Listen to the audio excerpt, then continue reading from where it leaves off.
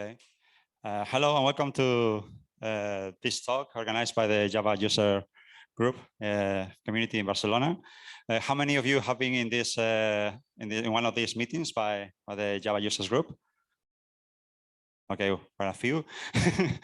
Okay, so today we are going to have two speakers.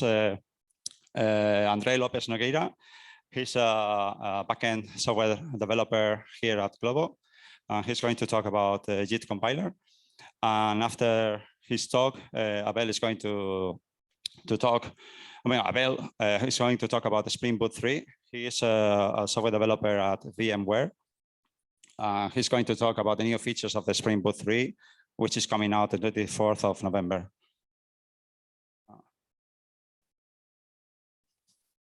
It doesn't work.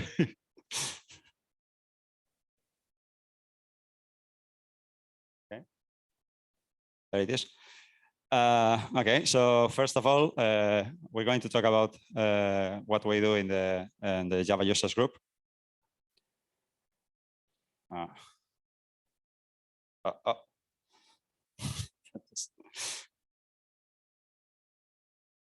So this is not working.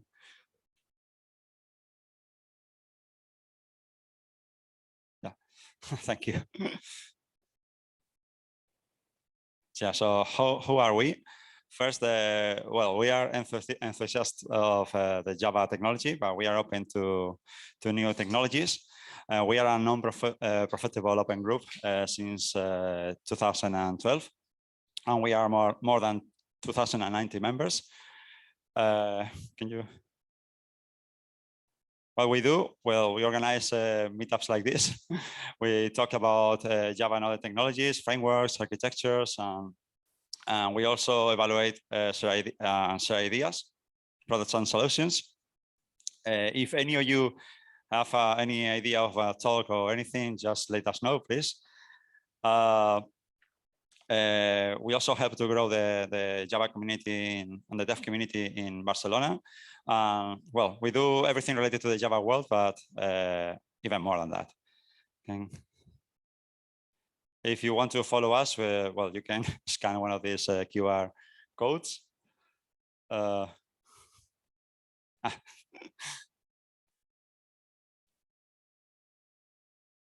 In the past, we had events like the ones you see on the screen now, like it talks about Quarkus, Spring, Kubernetes, Apache Camel, Docker.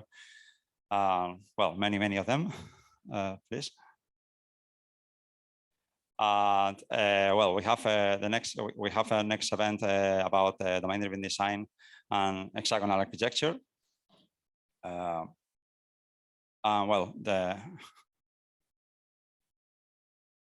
sorry, yeah, please. And we want to thank our sponsor Globo to host this event here tonight. Well, I guess more or less. Can you click, please? Well, that's all. I mean, so welcome to.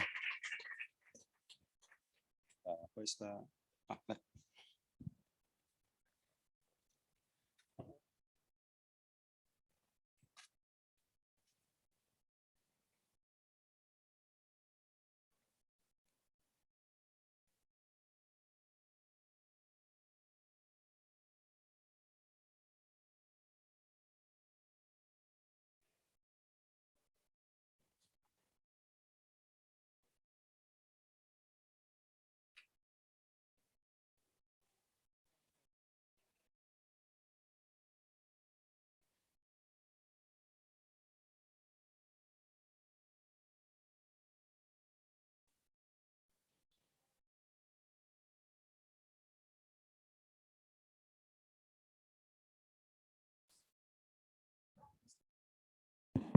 Hi.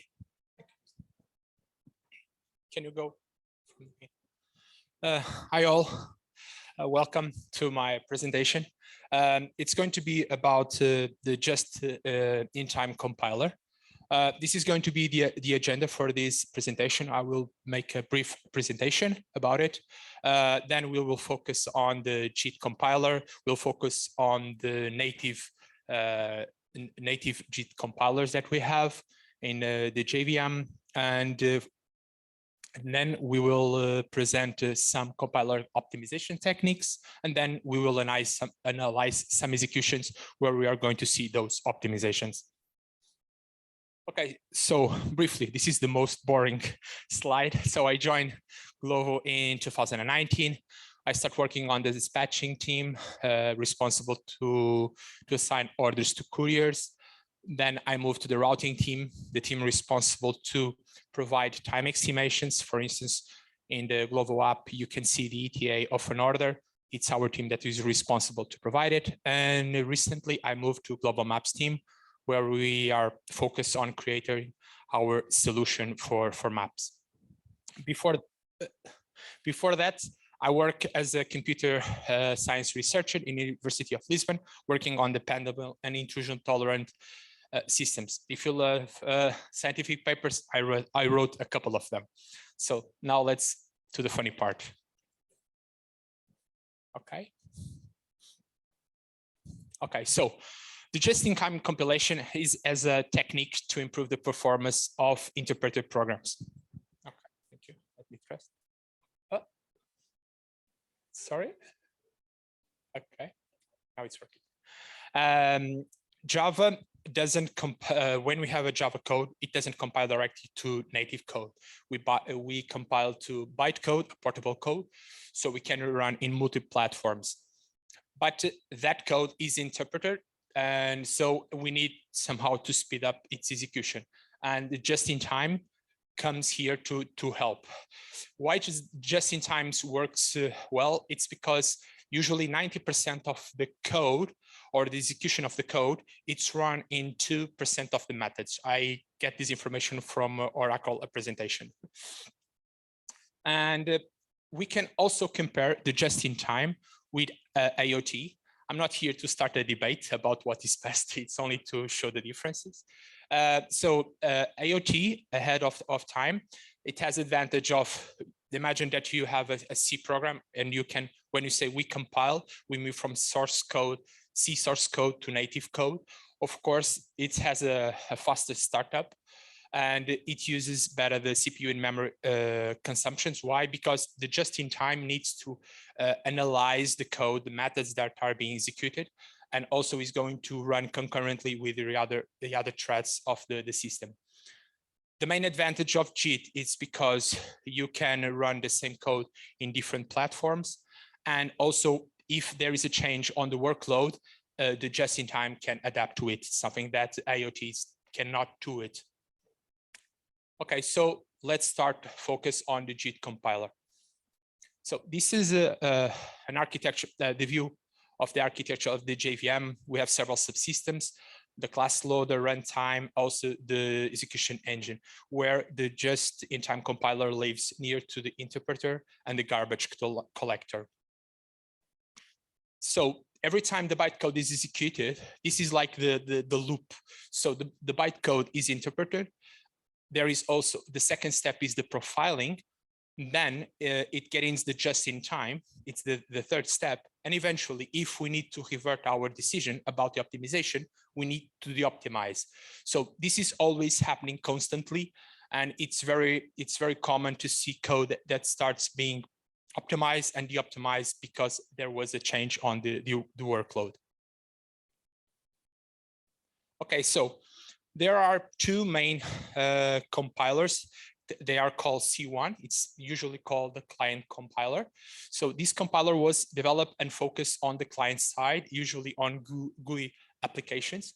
So the optimizations were very simple, and they don't need to have been, they don't need to be optimized, like aggressive optimistic. They need to be sure that we can apply that without reverting the decision. So they are very simple. It was assumed that those applications are running in limit hardware, so they don't need to be super sophisticated to have them. It triggers super fast. I think it's around 1K executions of a method we start having immediately benefits of the C1 compiler.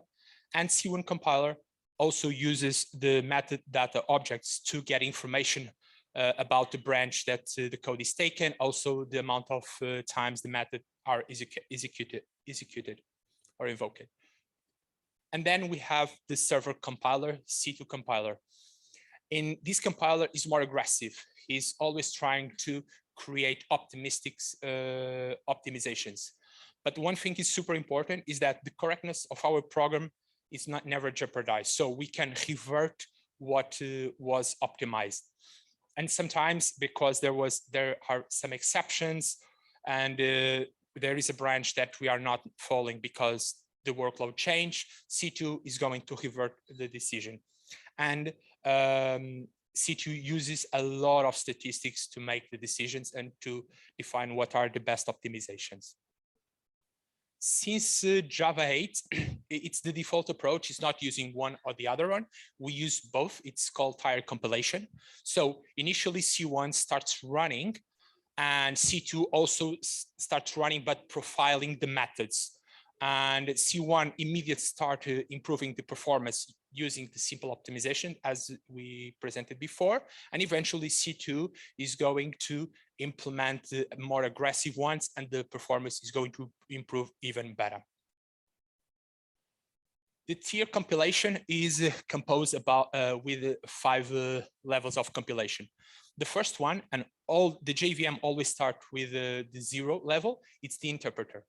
And then we have level 1, 2, and 3, where the C1 is.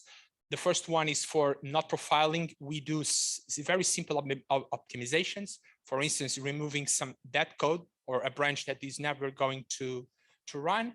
And then we have level 2, where we have limited profiling. And finally, we have level 3, where we have full profiling. And finally, we have level 4, where C2 is working. And then we have several paths. These, I would say, from my understanding, are the most common ones. The first one is 034. It starts with the interpreter. We move to C1 with full profiling and eventually move to C2 because it makes sense even have more optimizations.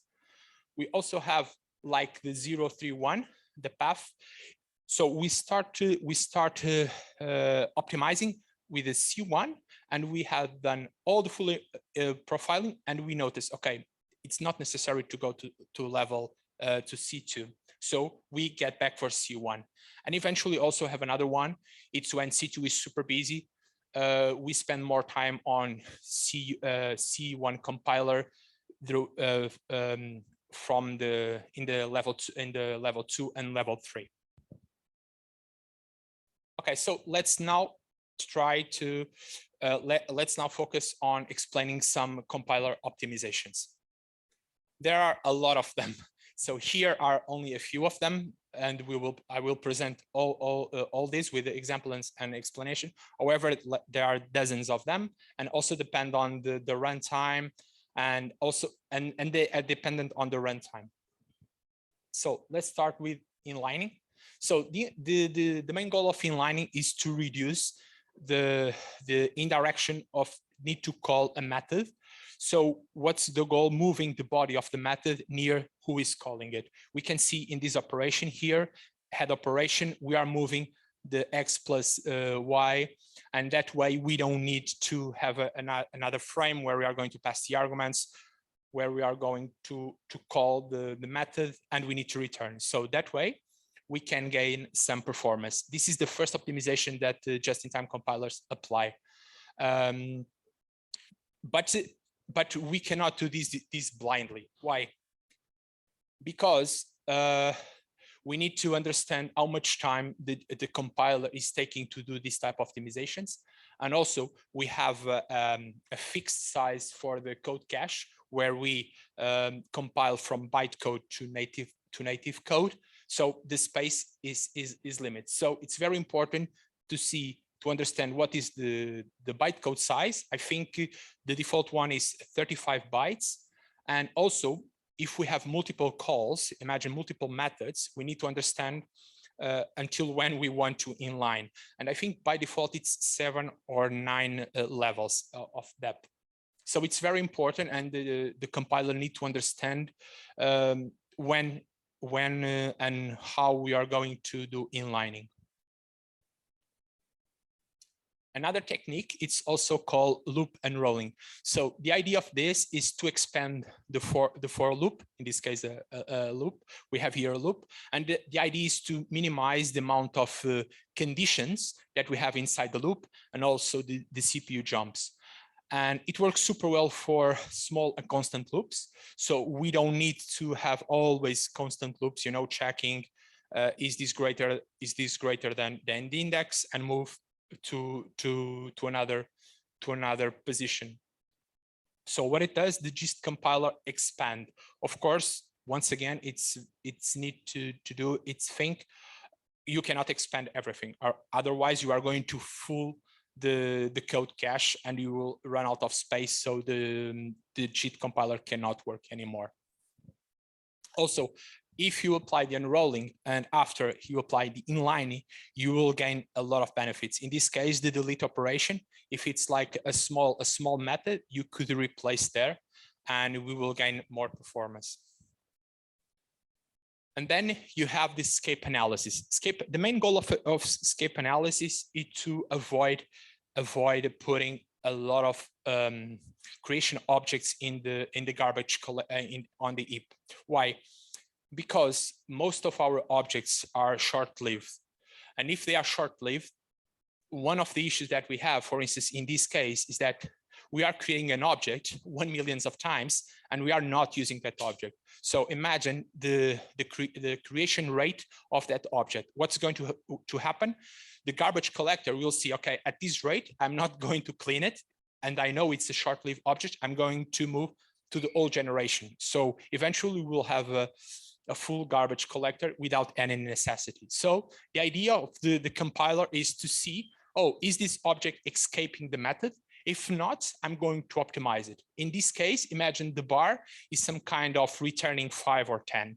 So what's going to do is to remove or not going to allocate the object, and it's going to do an optimization like scalar replacement. There, it's like having not the object, but like a local variable. And that way, we don't need the just-in-time compiler is avoiding to put more pressure on the garbage collector. And then we also have lock coercioning. So the idea here is to merge synchronized blocks when they can be merged. For instance, in this case, we have these two, statement 1 and statement 2, and the blocks are there. And if we see the bytecode, you are going to see that we'll have instruction to start monitoring entering and monitoring exit. And to avoid those type of operations, the just-in-time compiler tried to merge them. If they are synchronized on the same object and they are near to each other, it merges them. And that way you will minimize the amount of calls for the monitors. Monitors in this case for the logs. This technique is also super interesting. Why? Because if you realize what I've been saying is that just-in-time compiler is going to act when the method is super hot, right? 1,000 calls there, but there are methods that are so called so often, but internally they have some kind of loop. So the on-stack replacement appears to help in this situation. And we will see an example of this type of technique.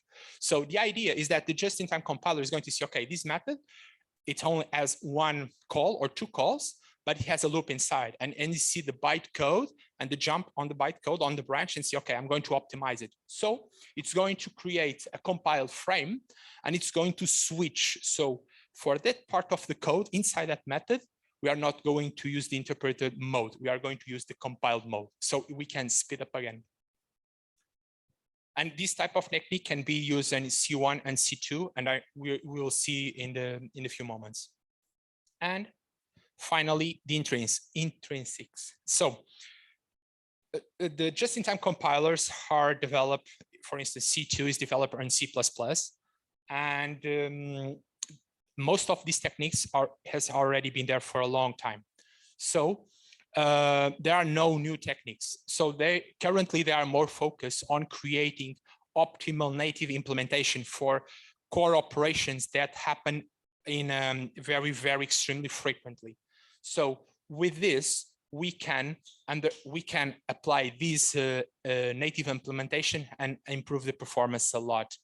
And why we can achieve this? Because when the JVM starts, it's identify the CPU and can say, okay, with this CPU, we have this instruction set and we can apply these optimizations. And also, again, this can be implemented on interpreter C1 and C2 compilers. Here you can see the first one is array copy. Array copy is used in collection constantly to resize, and there are native implementations to speed up this a lot. Also, the current time in milliseconds is another operation that we are always constantly using in our code or indirectly in our code. Okay, so to wrap up that cycle that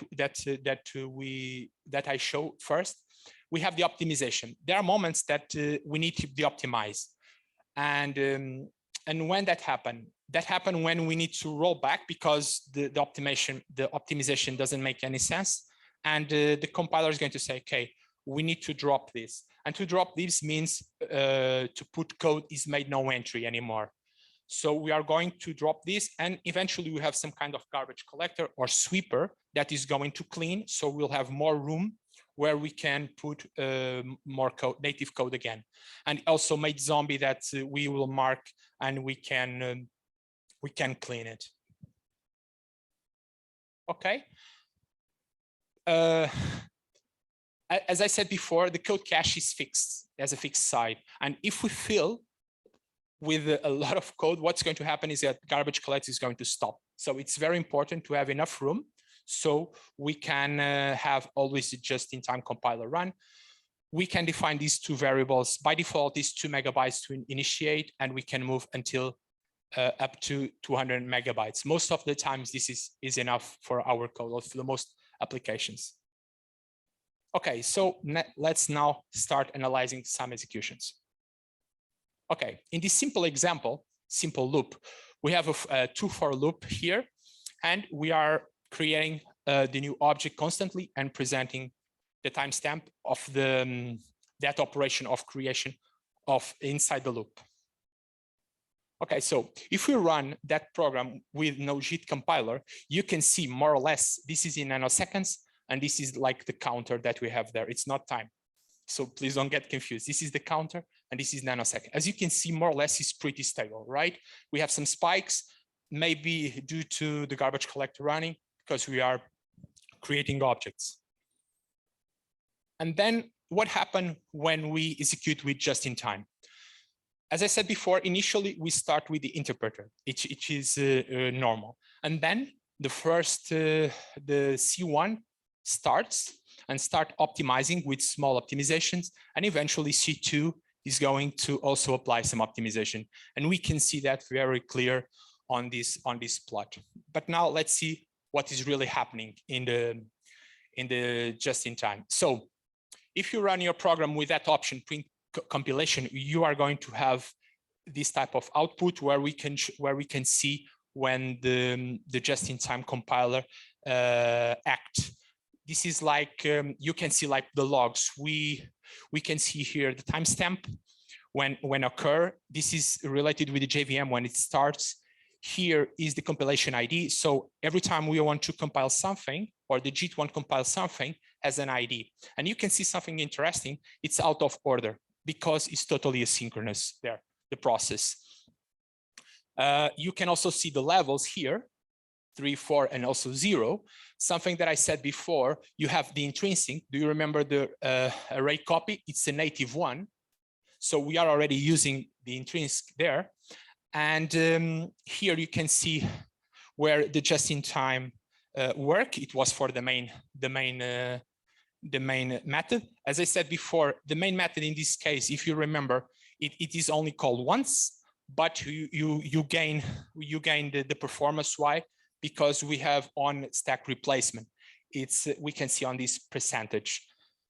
there it's the size of the bytecode compile. You also can see here that once we finish, it was made not entry anymore.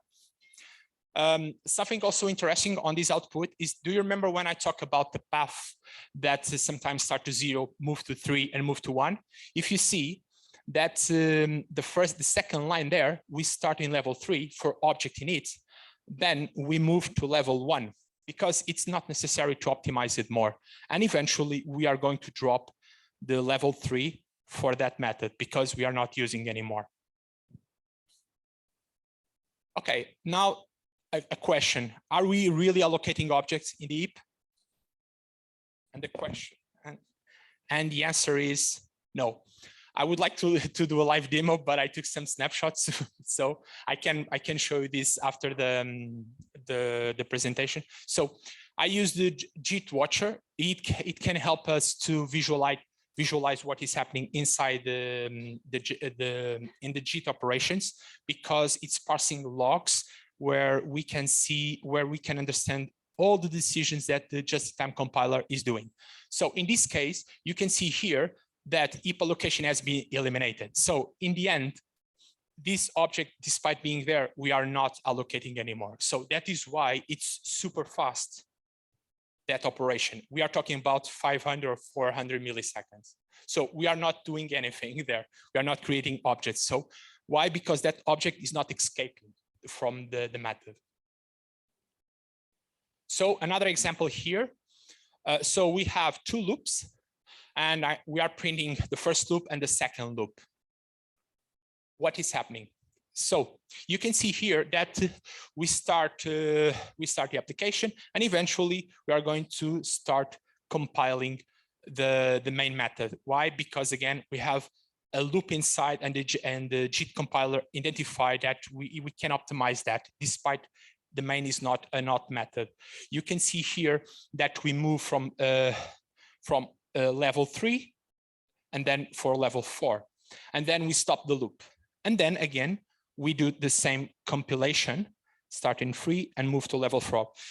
So what we learn here, we learn that for the same method, for the same part of code, just-in-time compiler can optimize multiple times or run multiple times.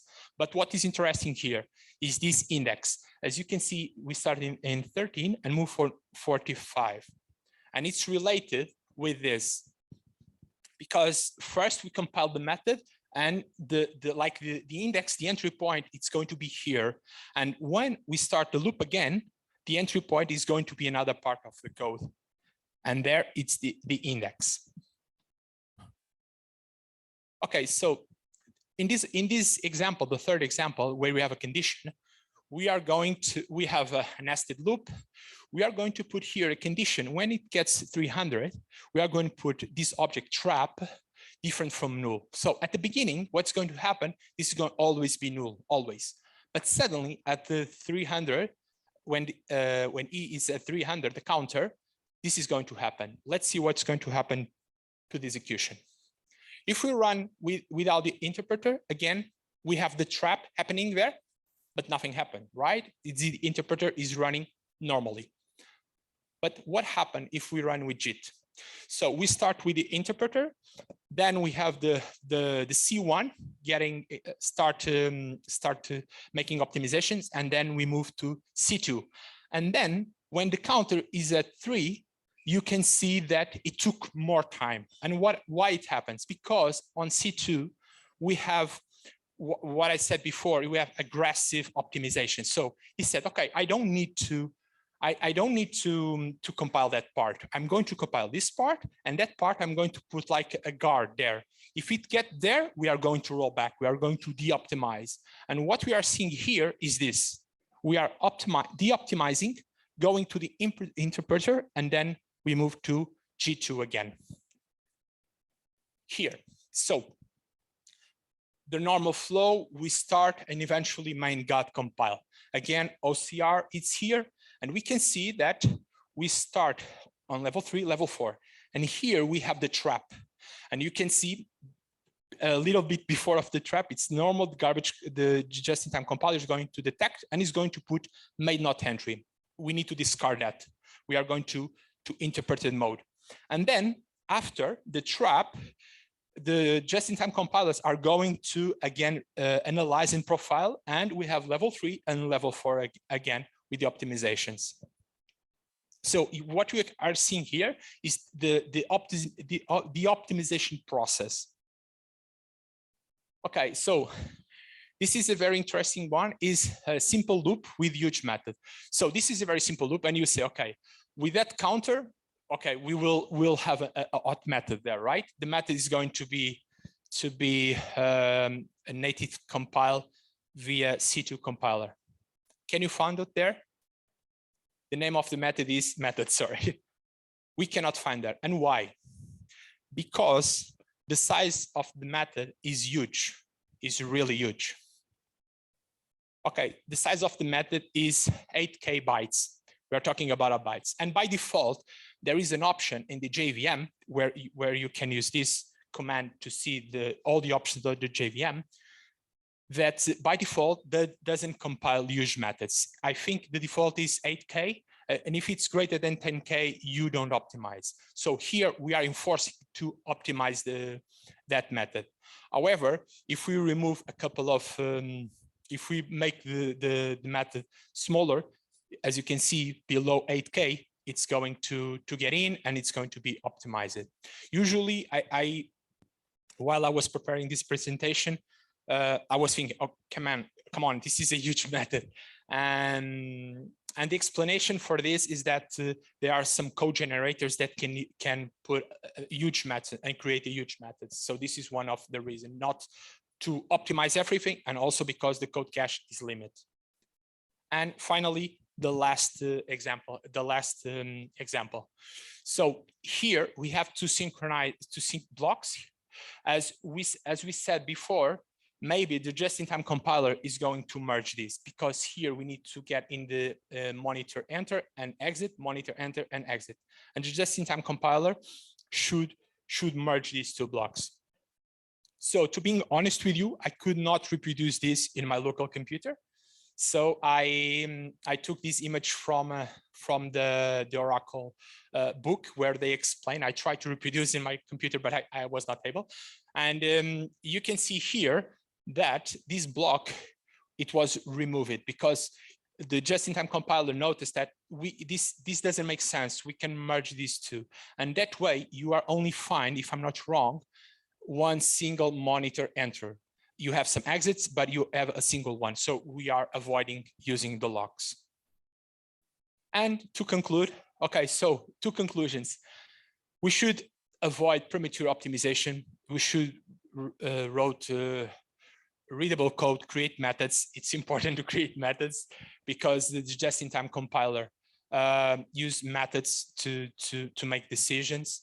So let's leave the just-in-time compiler do its job. And also, if there is it's not because we have the just-in-time, there are a lot of parameters to adjust the just-in-time compiler. If there is an issue with performance, let's focus on other things first, because it's very likely those are more critical, the just-in-time compiler.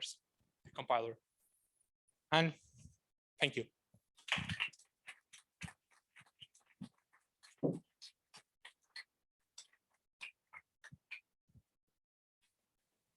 Well, sorry, I don't know if there is, well, thank you.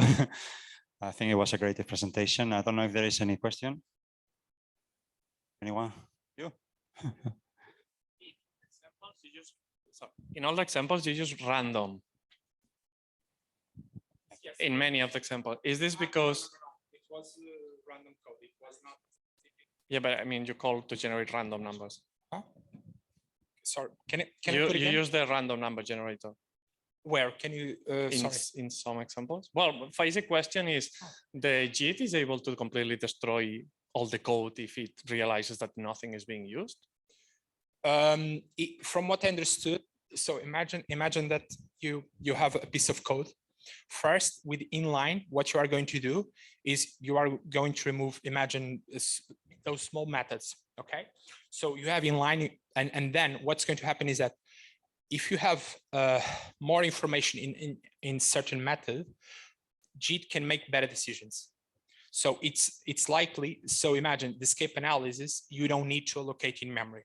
So it's very likely that JIT is going to try to create the best solution for it. So you can remove means some code. But yes, for instance, in that example of the escape analysis, we are not allocating objects. So he's removing that part. You don't need to do it. I don't know if it answers your question.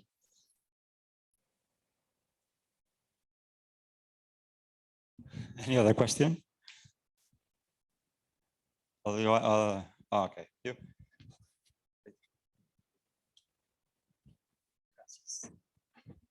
Just thank for the presentation. I wonder how much of these optimizations could be done at compile time. Okay, so there are, I think I put it on the first slide, you have IoT and you have just in time. So something that you could use, I think I didn't, let me say something, is that I prepared a slide for Growl VM. I think it will be super good, but I thought I'm not going to put in this presentation. Let's create this first and have another one for Growl VM, because I think it's a super nice topic to discuss. So you can have, for instance, IoT application, they can have benefits of the just-in-time compilation. Imagine that you run a program. You are gaining knowledge, and you can use that knowledge to put in IoT, right? It's a good approach, and there are teams doing that. And also another thing, it's not related with IoT. What is the problem with just-in-time? Imagine that you have application on a cloud. You start up a machine. You are losing time there. But the question is, imagine that you have multiple machines already running. You could use the cache code that is there. When you start up the other ones, they should not start from zero, right? And they are already, I think there are two implementations somehow doing that. So what we want is this: we can gain the benefit of the just-in-time compiler that we have there, and that knowledge, that stage, could be shared with IoT and also other JIT applications using JIT.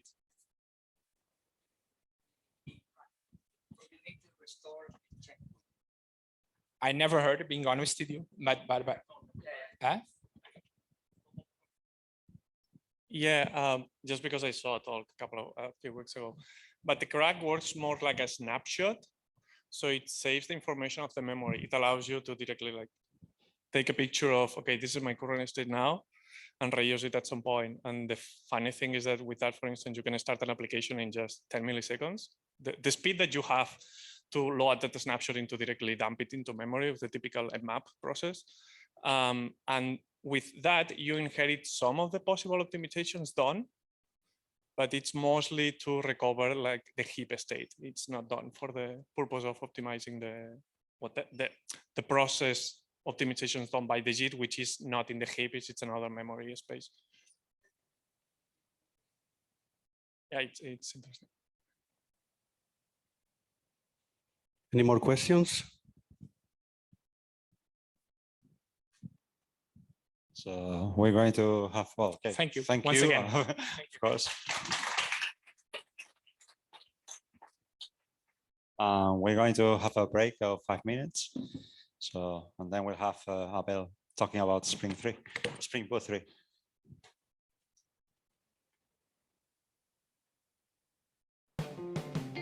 Everybody wants a piece of the pie.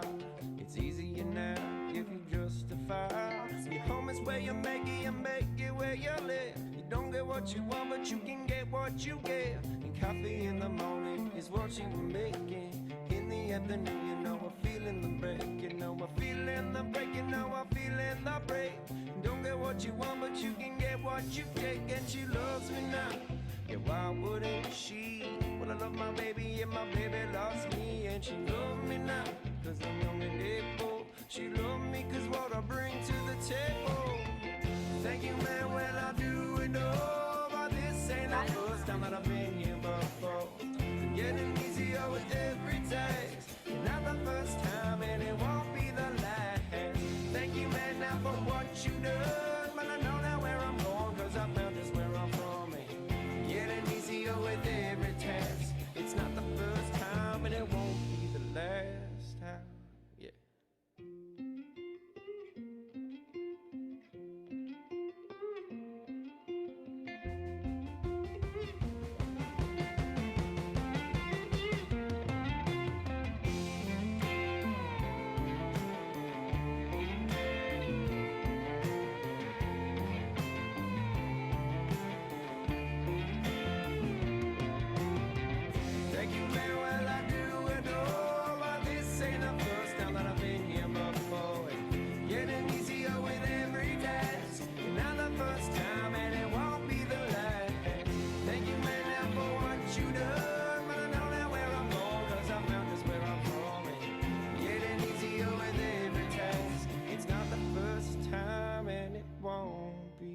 last.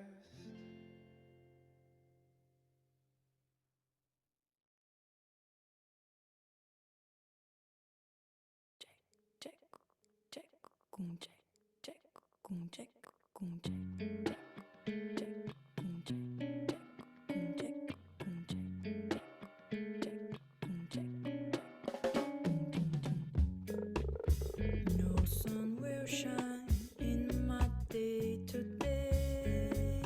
No sun will shine. The high yellow moon won't come out to play. Won't come out to play. Darkness has covered my light and has changed my day into night. Now where is this love to be found? Won't someone help me, 'cause life must be somewhere to be found. Instead of concrete jungle, where the living is hardest. A concrete jungle, man, you've got to do your best.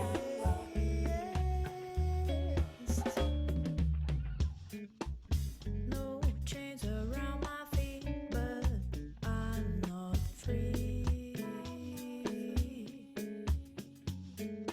I know I am bound here in captivity. And I've never known happiness. I've never known sweet caresses till I've been always laughing like a clown. Won't someone help me, 'cause I've got to pick myself from off the ground. In this here concrete jungle, say, what do you got for me now? A concrete jungle, oh, why won't you let me be now?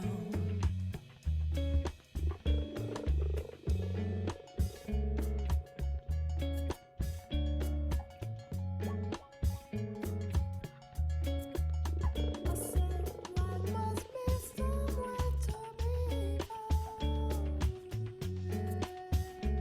Instead of concrete jungle, name it, we got it. Concrete jungle,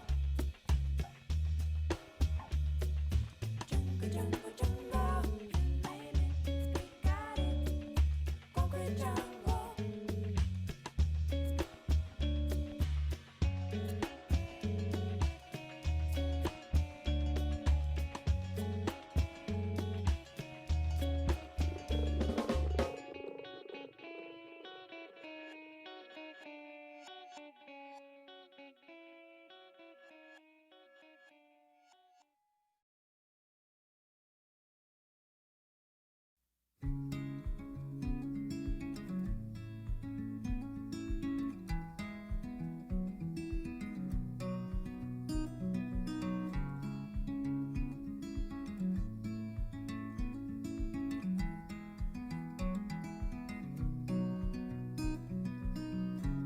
I got a pocket full of shells and not much of anything else.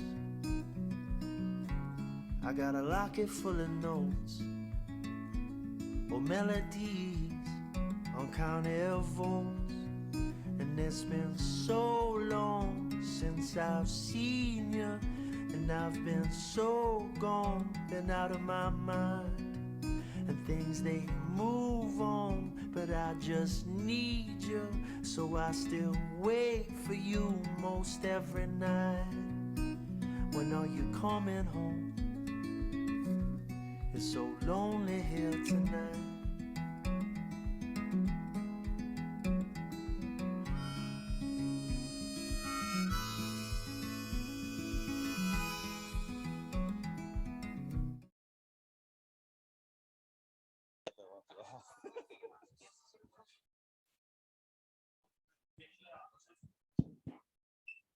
Hello.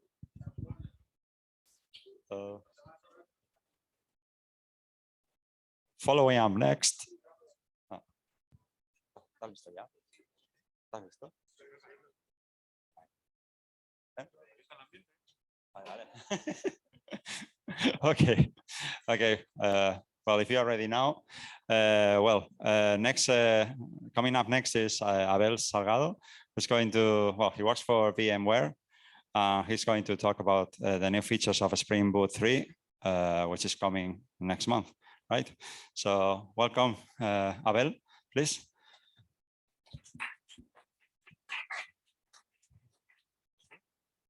Okay. First of all, the cake is a lie. The talk is not about features of Spring Boot 3 because I checked and it was going to be like a slide fest of, okay, new interface for Spring Data, new thing for Spring Cloud. It's boring. So what I did is kind of some advice on how to migrate to Boot 3 based on some personal experience. And then we're going to talk about the key new features that is being advertised, which is finally native support. So yes, if someone had some question about ahead of time compilation, you can ask those. I don't know how we are on time. I'm supposed to be talking for half an hour, but I will try to do it quicker so we can finish sooner. Is that okay for everyone? Okay, I see some not only nodding, but yeah, please, thank you. Okay, so, but I'm going to be quick. Okay, so who am I? Senior software engineer at VMware. I don't know what I did. They hired me. Working mostly with Spring Cloud and Kubernetes products. This is the part of Spring that people don't see. It's like the commercial services, commercial support. I basically report issues to the famous people and they fix it. And also I'm part of the organization of the Barcelona JAC. I help on the organization of the JVCN conference. I don't know if anyone was there, but thank you very much for being there. And remember that next year it will be DevBCN. As key doctor contributor, if you don't use as key doctor, tell me why later, because Markdown is horrible. And quite pedantic about Linux. This is a MacBook, this is my for work. This is the computer they gave me, but other than that, I use Linux everywhere. Okay, so why are we here? Basically, we're all here in this line. I had to update this slide this morning. And as you can see, Spring Boot 3 will be released exactly more or less in a month on the 24th. And that means that support for 6.6 will be gone in 1 month. So anyone here, I guess everyone here is at least into 7, right? So everyone is supported, everyone can sleep calmly and be fine. If you are not, well, I don't know what you're doing with your life. Okay, so what do we need to know exactly about Boot 3? And again, I'm not going to go through features. This is more about the update process. As I was saying, the support will finish, well, for 2.7, you still have some time, but it's just a year, and 1 year goes quickly, and probably in 1 year, someone will be like, oh shit, we need to update because we are ending support. Unless you are on paid support. If you're on paid support, thank you very much. This is a major release. That means breaking changes. If you have been keeping up with updates, you will find that usually there is like some deprecation, but things more or less work when you change from a minor version to the other, but this is going to be different. Still not very different this time, luckily, but there will be breaking changes. And in this case of major version, it's not only about the Spring Boot, so keep an eye. It will come with a Spring Core or Spring Framework 6, and the whole set of other projects will also be making updates. So Spring Web, security, data, cloud.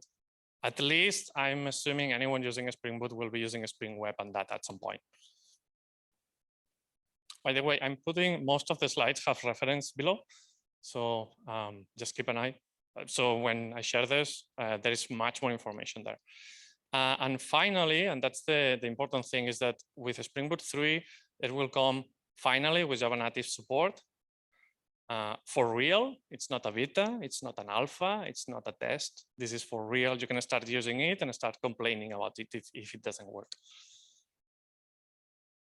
Okay, so you have your projects, and at some point you say, hey, we need to upgrade, and the manager will say, how much does it take, etc., etc. But at the end, let's assume you have some time to do it. There is like the easy path, and this is a recommendation based first on this blog, but the blog goes in much more detail. So I can try to summarize it and basically base it on our personal experience supporting the products we support. So what we have been doing is, first of all, make sure everything is tested. And tested means really tested, because pretty sure everyone here does tests, right? But if I ask people, are you willing to push the release button and go home on a Friday night? Everyone here will be fine, right? That's what means that things are tested, that you trust what you're going to ship. If that's not the case, please spend some time adding tests. That means at least you need an integration. If you can add end-to-end and acceptance, that's even better.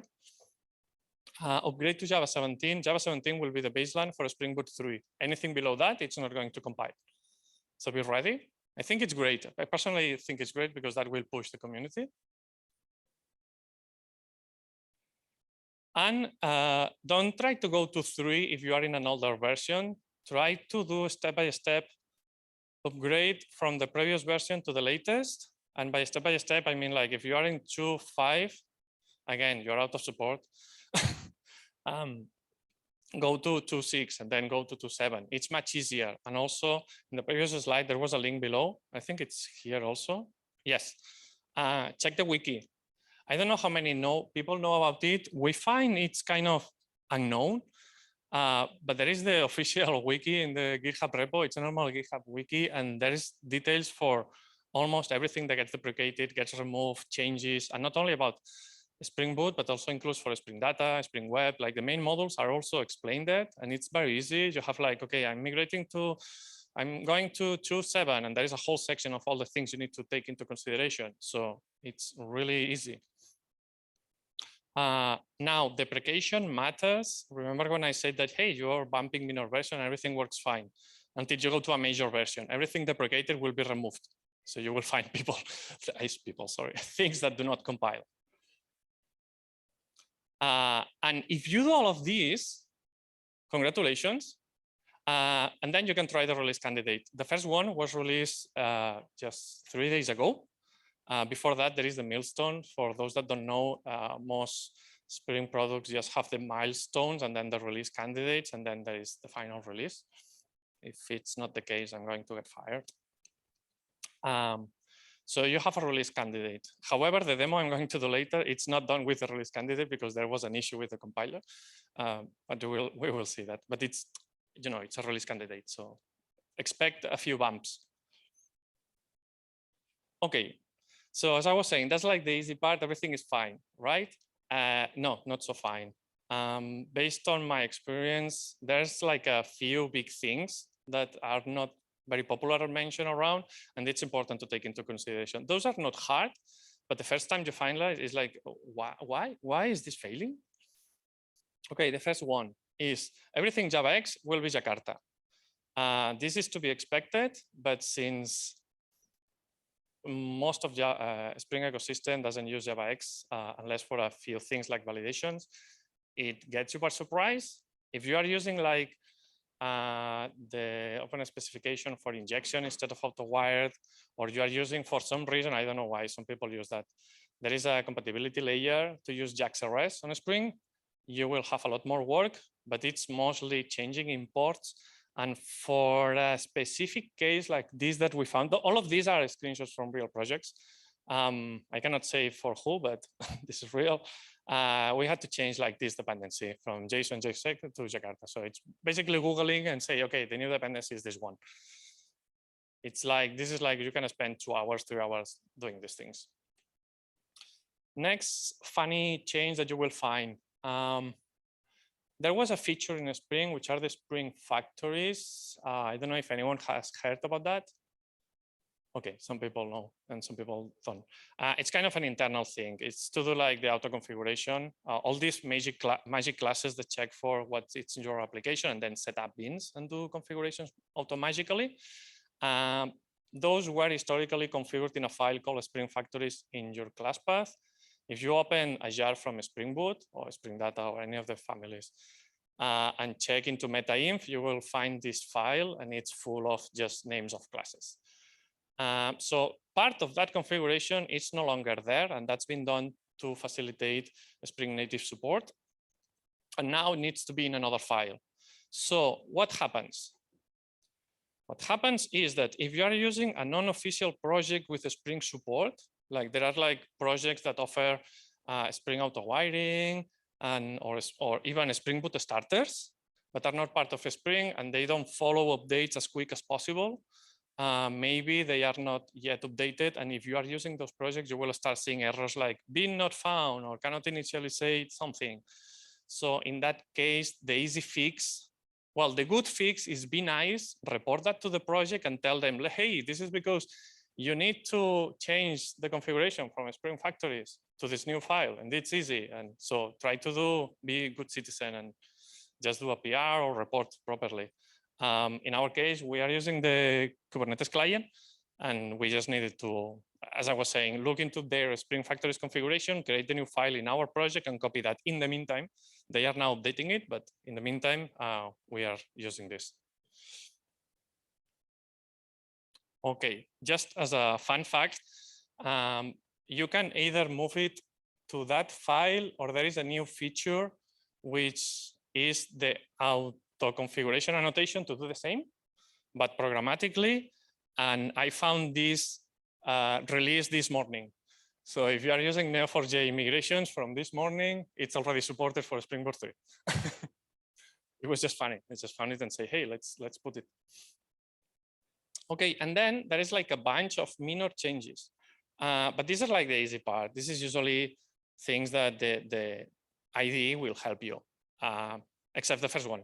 The first one is Gradle. If you're using Gradle, you need to comply. The minimum official version is 7.3, but it was not working for us, and we just bumped it to 7.4. Same as the Spring and any other dependency, my advice is try to be on the latest or not very far. So with Gradle is the same, try to be up to date and you won't have issues like that. In our case, we just moved from 7.3 to 7.4 because previously we moved from 7.2 to 7.3. So it's not a big thing. And then there are these silly things that, again, the IDE complains, it doesn't compile, you check and, okay, so get the status is now get the status code. And redirect URI template is redirect URI. This is from the Spring security for auth auto registration of clients. And I don't know why they changed it, but whatever. And then my favorite one is this, because there is a funny story in the Git history, like people complaining that this is a method to get a port to start a test server if you need to do it programmatically. And apparently finding a port, a free port, is extremely complicated. And some people say we should remove the project, the methods. Others say no, we should improve it. Others say we have, like this code that has been manipulated by 10 people, it's still failing. And at the end, they just decided to put it in another class and forget about it. So it's like, okay, the same thing with all of us. Like, okay, move on and stop the conversation. And this is another interesting one. There are some changes in the actuator endpoint. And I wanted to spend like a minute talking about this, because if you have been doing the updates, you will see that there is a trend. And if you are doing a big update, you will see a lot of trends. Because there is bad people in the world. An actuator is a very useful endpoint that provides a lot of information. Over different versions of Spring Boot, several information from the actuator endpoints are disappearing. So this is one now that for some configuration properties that now were available, now are hidden. So if you want to see those, you need to add these special properties. This is for our tests, by the way, not for production, but keep that in mind. And keep that in mind, especially because maybe you do all the steps and you test your code and everything is fine. And then you deploy in production and all the probes start failing and the monetization is not working and no one knows why. And it's because someone was checking something on actuator. So not only test your code, try to also think about testing the actual deployment. So it's all, at least it will be nice, especially with the people managing environments. Okay, so kind of closing this first section of how is to migrate to Spring Boot 3? Is it hard? I would say no. At least people remembering migration from 1 to 2, that was really painful because it was the first version, right? So a lot of things, a lot of people saw things and wanted to change that, and many things changed. But now going to 3, from 2 to 3, it's much more mature, and it feels more like an organic evolution. It feels more like a minor version. Only with the addition that everything deprecated will go away. That's why there's the problem with the Spring factories, because now all the Spring factories are still supported, but now will go away. But many projects already migrate because this is from 7.3 or 4. Well, never mind. Okay, so is it hard? I would say no. It's easier than previous updates. Everything is very well documented. Check the wiki, really. Documentation for specific projects is not always nice, but the wiki is surprisingly well. I guess because every time someone tries to do something and says, hey, I updated and it's not working, and then someone goes to the wiki and updates the wiki. And there is OSS support. So if you have any issue, and this is real, people sometimes don't feel like this is real. Support is support. You can go to the GitHub repo for a project and open an issue, be nice, report providing the information, not say it's not working and that's it. But it's actual real support. So if that version you're reporting is within support, it will be fixed and released for free. Now, should you migrate? That depends, but I think everyone should consider it, if only for security reasons. And I will go into that later. You should keep in mind, is there any new features that you need? For instance, observability has been bumped a lot. So new metrics, new integrations, and that's nice. It's security important, as I was saying. I don't know about you. Anyone remember the Log4j thingy?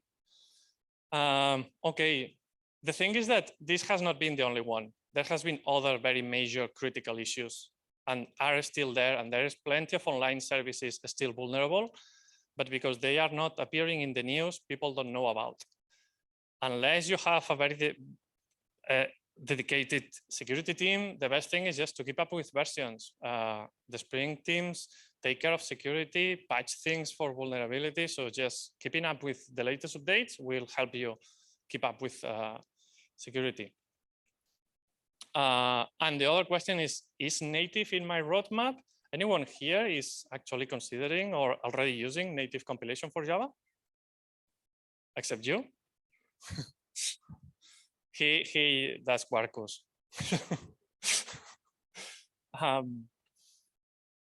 If that's in your roadmap, yeah, definitely try to upgrade as soon as possible. Okay, and now for the big reveal. Spring 3, as I was saying, will be the first version with official support. So a little bit of context and history.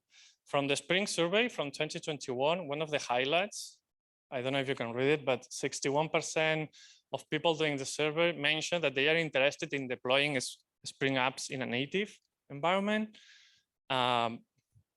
Interested in deployment doesn't sound to me like very confident, but it's something. So that was 2021. Project was already being worked on, but that means like, okay, we need to do it. And there was a 2 years plan. And if you check the dates, at least for the release of the next month, so it's covered and it's been done in less than 2 years. So that's remarkable. For the history and context, the project internally started in 2019. This meant the creation of Spring AOT and Spring Native. Spring AOT, from ahead of time, takes care of analyzing and generating the Spring context automatically. But instead of doing it at runtime, which is what is normally happening in Java, it will do it ahead of time and generate the additional configuration so your application can start directly and very quickly without doing any reflection or any dynamic stuff. And then the Spring Native focuses mostly in the integration with the actual Graal VM and the compiler. The beta was announced on 2021, on March. And this has been an interesting travel for the team. I had the opportunity to just sneak peek into the internal mails. And there's been like a lot of close collaboration between Oracle teams and Spring, and also other companies, of course, and providing feedback mutually. For instance, Spring Boot introduced this idea of hints, which are some annotations and code that we will see later. Because the thing with native is that in theory, everything can be compiled to native, but sometimes you need to add some information so the compiler knows how to translate things. And the normal way in GraalVM is using some wonderful JSON configuration files, which is really, when you have a JSON of 2000 lines, it's not nice. But the Spring Boot people said, okay, let's do it in code. And they introduced that. And now there are some code configuration capabilities in GraalVM. And it's like, okay, so one team getting inspiration from the other. It's been a really nice. And now, after the Spring Boot 3 release, Spring Native will disappear as a standalone project. It's kind of a disappear because the code itself will be there, but everything will be integrated into Spring Boot. So if anyone has been playing around with the beta, usually you have to add like extra dependencies, or in the build configuration, you have to add an extra Spring Native plugin. All of this is gone. Now you don't need to do all this special configuration. And some extra things that came out from all this process is Spring IoT will be here and you can use it without native compilation. That means that you can start up your application really, really quickly. Basically, it's the same that it's doing other frameworks do, which is scanning your code and generating the initialization classes at compile time. And this will mean that instead of 10, 15 seconds, it will be 1, 2 seconds to start in Java mode, or even less. And then the other nice thing is the reachability metadata repo, which is a public repository maintained by Oracle, but anyone can contribute with, remember when I said that you have to add special instructions to the compiler? So this is a public repo that anyone can add the instructions to be able to compile third-party libraries. So let's say there is some new MySQL driver and it's not compiling to native, and you know that it's not compiling because you need to add some special configuration. So you can go here with MySQL people permission, create a PR with a specific configuration. So build tools, not only from Spring, but other build tools can use that information to make sure that your projects compile and work. Okay, very quick, how are on time, by the way? Very quick summary of how the magic works. 10 minutes left? Okay. 10? 7, okay. So no demo. We have our source code and our resources, and this is processed by Spring IoT, and that will generate the application context code, some extra configuration metadata, and that combined to the reachability metadata, this is not only including the public repo from Oracle, but also reachability metadata generated by Spring Boot or already contained in a Spring or third-party libraries. And then the GraalVM generates the binary image that you can run. Okay, there is a quick demo. Let's see how quick we can be. Or maybe I can just show it. This is a project with a simple endpoint. Okay, maybe the best thing is just I explain instead of running, because it takes 2 minutes to compile. Okay, so this is basically a REST endpoint with 3 options. It calls a hello service, no surprise. And you can either call your service as you will do normally. You can either invoke the service via the application context. So you are injecting a special service, or you can call it via reflection. This has been especially done in the most complicated, obfuscated, and horrible way to confuse the compiler as much as possible. Because the new improvements in the Spring Boot and also in GraalVM in terms of how to recognize these special things that do not compile natively have been improving a lot. And I found that some reflection actually works without any special features. So I had to really mess with it. The key aspect is basically calling the method with this string, and that breaks the compiler. The compiler gets lost there. So as you can imagine, and I will not here, but the basic gist here, I think I have it.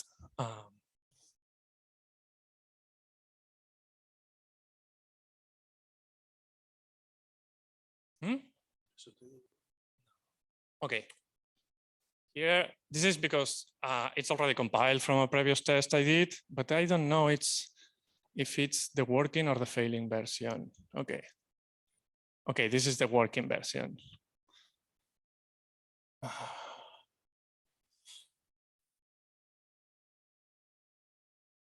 ¿Qué pasa que tengo aquí?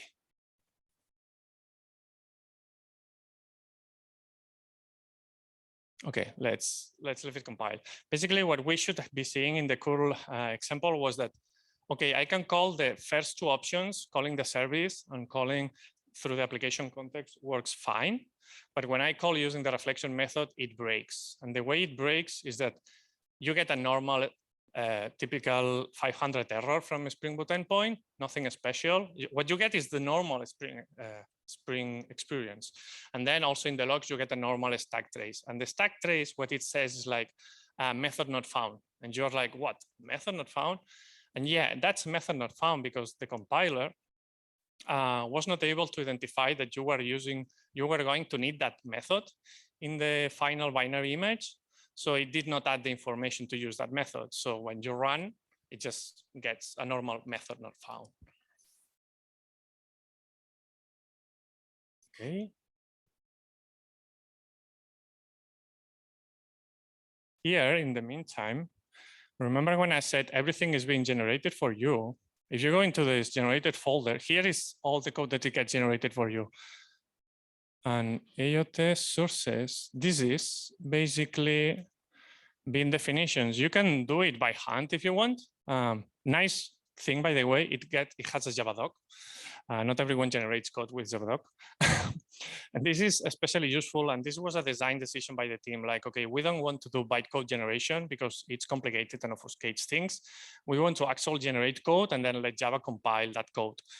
And why is that especially useful is because when you use that in normal AOT mode, you can debug that and use that if you want. Or if you have any issue, you can just create a zip file and say, hey, this is what I got, and send them to the team and they will look into it. If you have a bunch of bytecode, it's really hard to know where to begin with. The normal configuration that you will see in okay.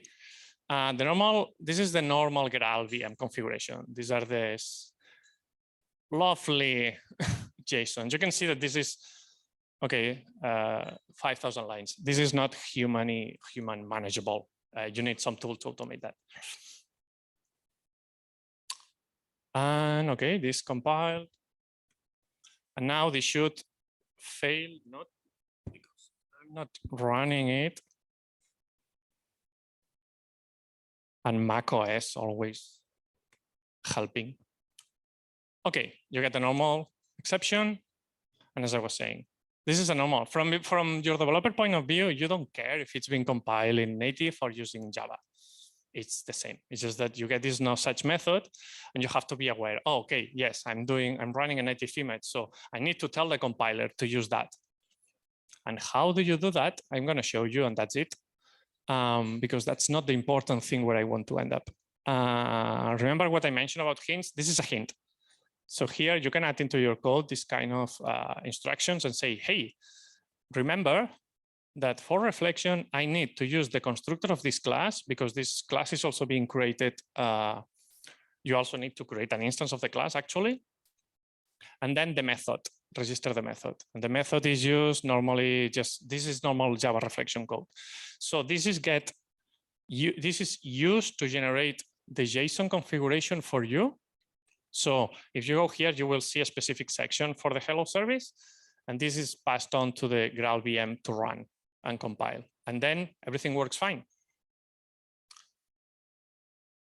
And really, the nice thing is that if you have spent time managing those JSON files and you see this, it's like, okay, thank you very much.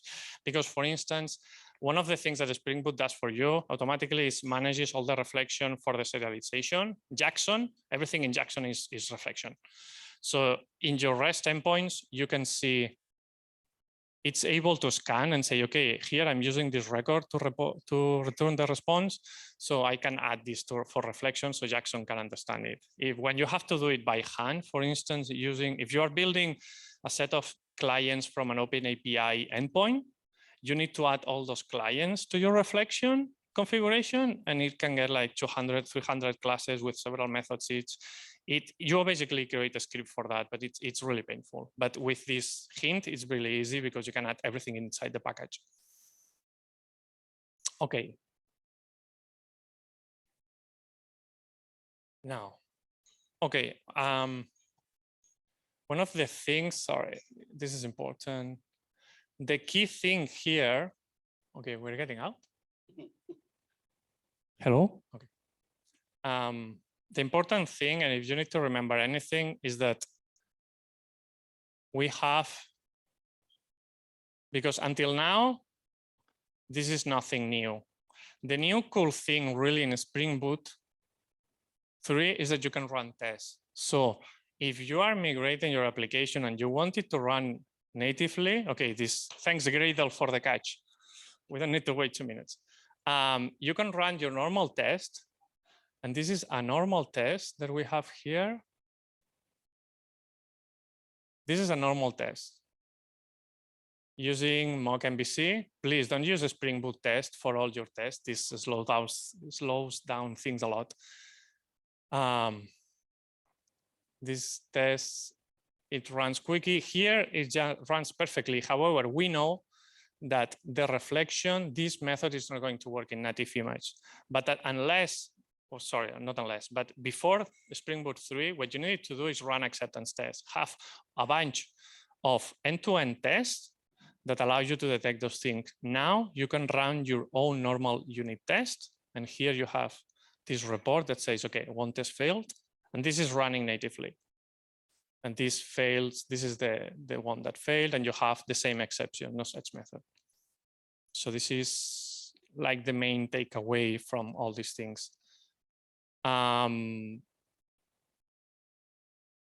Just this one, because I think this is nice because this is related to some of the questions that were before. What happens if you, after all this, you migrate to Spring Boot 3, you add some hints and still things don't work. Probably you need to even add more hints, but let's say at some point you say, okay, I quit. These are like some principles that are important to keep in mind. When building a native image, you have to work with the assumption of what it's called a closed wall. This is very typical from the Rust or C++ wall. And it's the idea that everything must be known at compile time.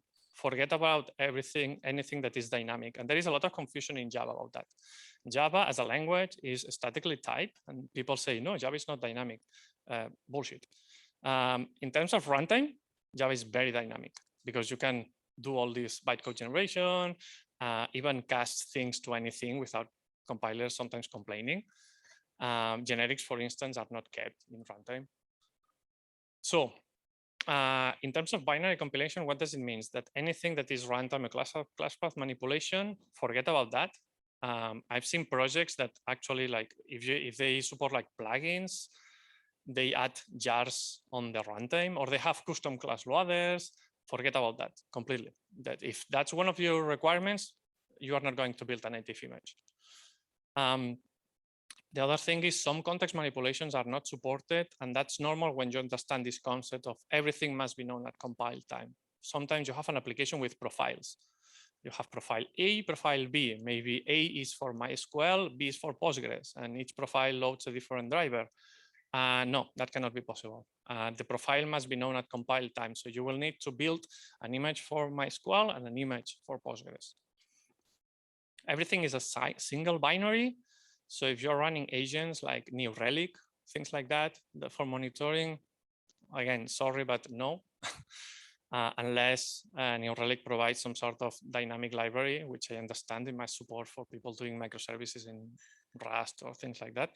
So when they do that, I imagine at some point you can use it, but you will need something specific for a Java native image.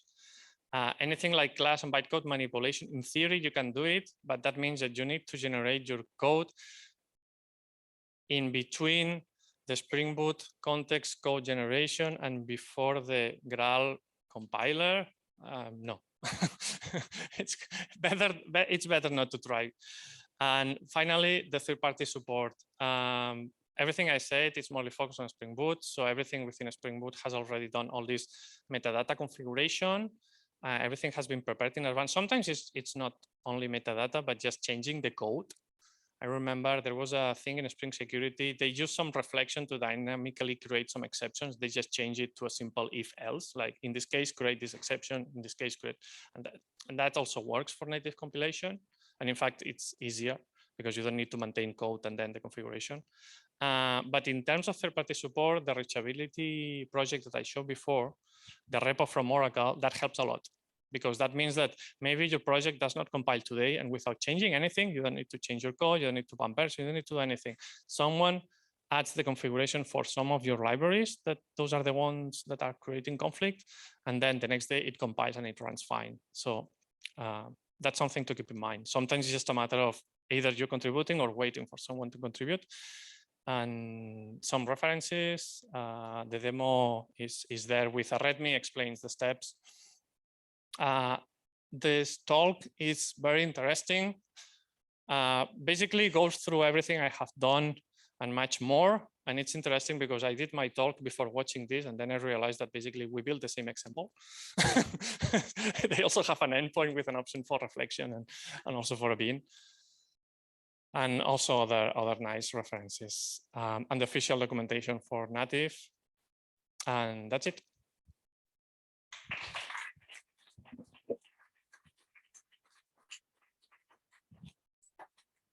Thank you, Abel. Any questions?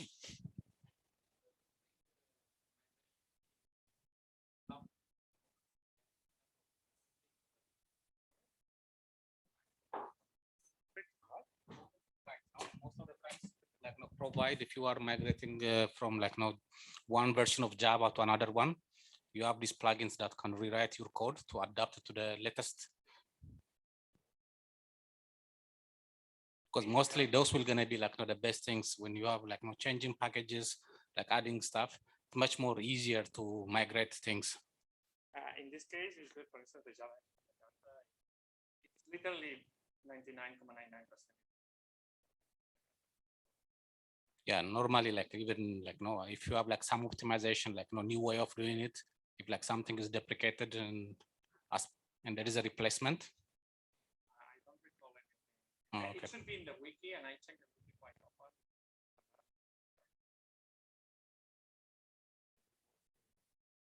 Are you aware of something like that? Yeah, I think normally Spring or even as part of the open rewrite, most of the times you have this migration plugins. For instance, for Yeah, no, I didn't set for Spring 3, but I will check.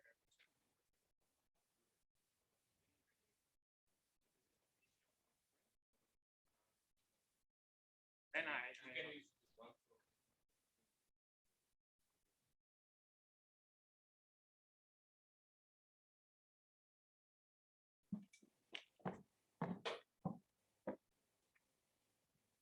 Any other question? So that's all. Thank you.